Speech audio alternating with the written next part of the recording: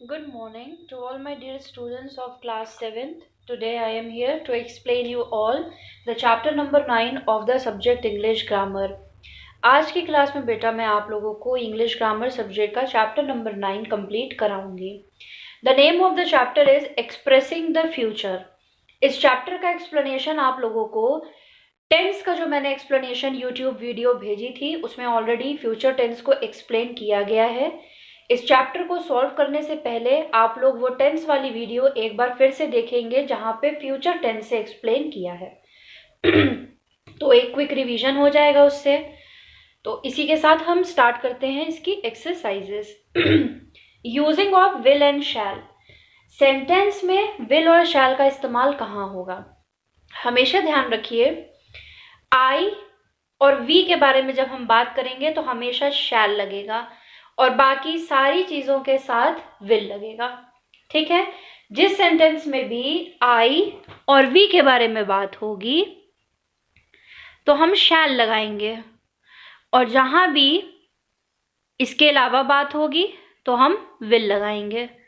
बाकी you, they, he, she, it कुछ भी हो विल यूज करेंगे. आई एंड वी के साथ shall. All right. So let's do the exercises now. Page number 56, exercise number A. Using will or shall in one sentence, what you will do in the following situations. Okay, now see. You have lost your bicycle. आपसे ये कह रहा है कि इसमें questions दिए हुए हैं और एक सिचुएशन आपसे पूछी गई है कि अगर आपके साथ ऐसा हो जाए तो इस सिचुएशन पे आप क्या करेंगे. ये सारे क्वेश्चन आपसे पूछे गए हैं या कि यू से रिप्रेजेंट किया गया है. तो हम जवाब आई से देंगे. तो आई के साथ हमेशा क्या लगता है? शैल. ठीक है. तो आई शैल. क्वेश्चन क्या है, सॉरी सिचुएशन क्या है? You have lost your bicycle. अगर आपकी साइकिल खो जाए तो आप उस सिचुएशन में क्या करेंगे? आई शैल ट्राई टू फाइंड इट. मैं उसे ढूंढने की कोशिश करूंगी. सेकेंड सिचुएशन क्या दी है?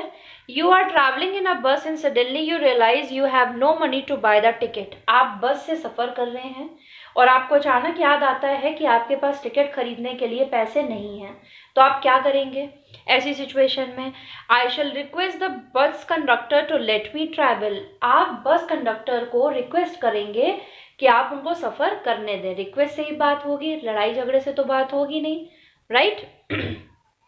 इसी तरीके से बाकी सारी सिचुएशंस के आप लोग आंसर्स खुद लिखेंगे. ये आपका होमवर्क है. जैसे थर्ड सिचुएशन दी है, you are studying for your exam and your neighbour is playing his cassettes player at a very loud volume. आपके एग्जाम है, आप पढ़ रहे हैं और आपके बगल में जो आपके नेबर्स हैं, जो आपके पड़ोसी हैं, वो बहुत तेज वॉल्यूम में जो है गाना बजा रहे हैं.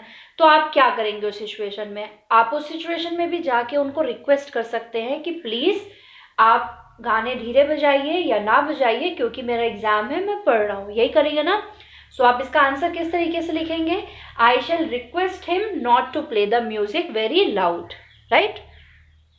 Fourth situation, your school bus does not come. अगर आपकी स्कूल बस नहीं आई तो आप कैसे जाओगे? अगर आप बस से ही स्कूल जाते हो और स्कूल बस नहीं आई है तो आप क्या करेंगे?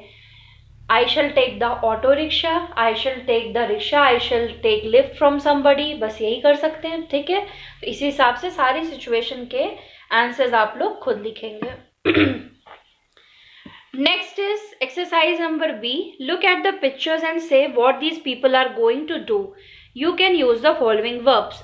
यहाँ पे ये लोग क्या करने जा रहे हैं ये पिक्चर्स देख के आपको समझ में आ रहा है.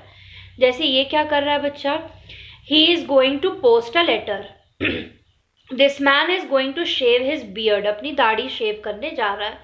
The family is going to have lunch. इसी तरीके से आप सेंटेंस बना के करेंगे.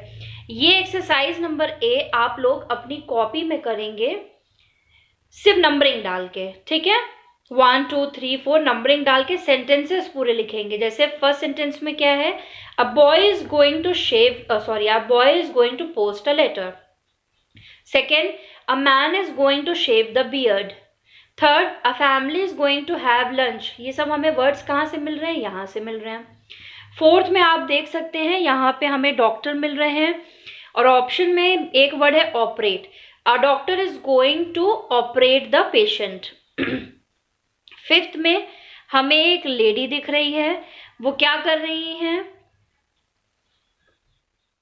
आप देख सकते हैं ये शायद खाना बनाने जा रही हैं या कुछ बना रही हैं, क्योंकि ऊपर ऑप्शन में मेक वर्ड हमें दिख रहा है।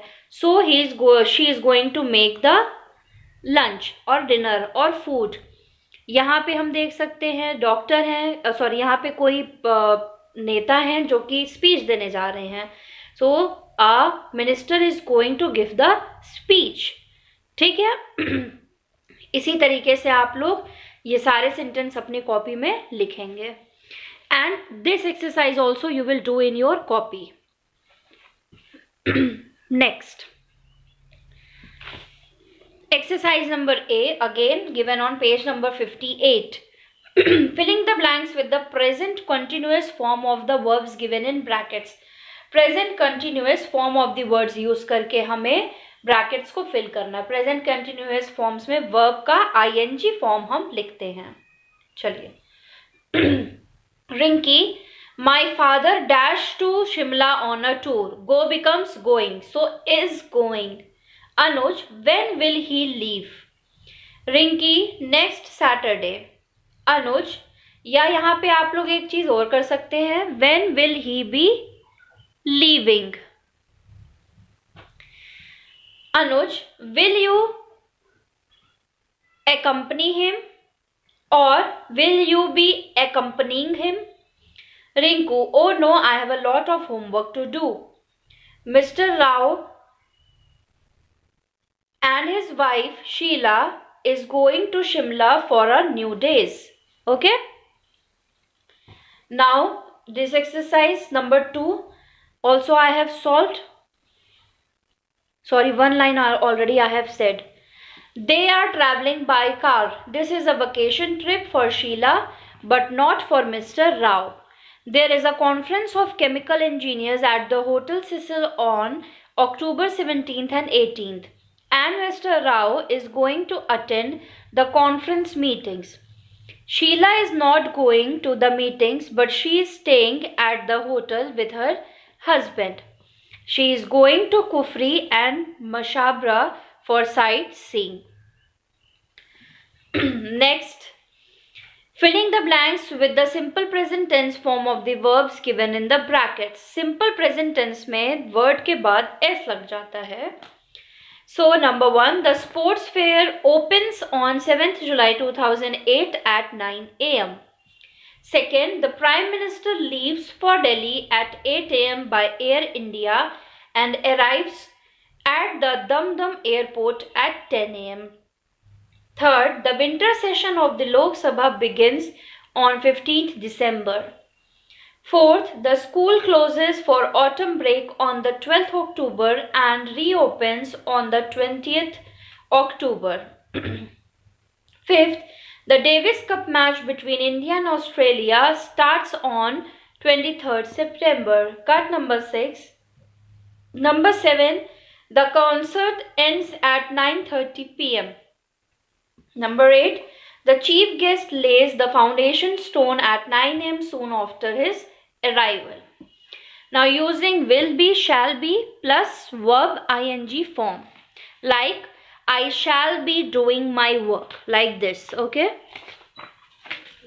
Last exercise of this chapter, filling the blanks by using will, shall plus verb or will be plus shall be plus verb plus ing forms of the verb.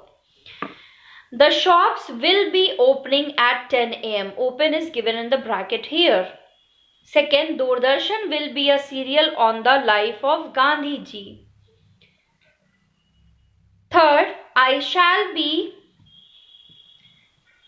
one word I missed here. Doordarshan will be telecasting.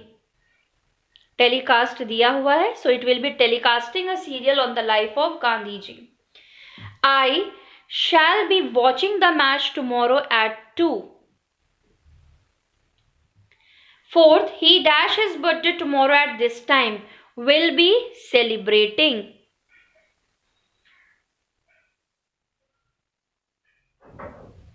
So rest from 5 to 10 you will do as your homework, just as I did in 1 to 4. So that's it. Chapter number 9 of English grammar is over today. Chapter number 10, active voice and passive voice, we will do tomorrow. Then our unit test 3 course will be completed. Thank you very much.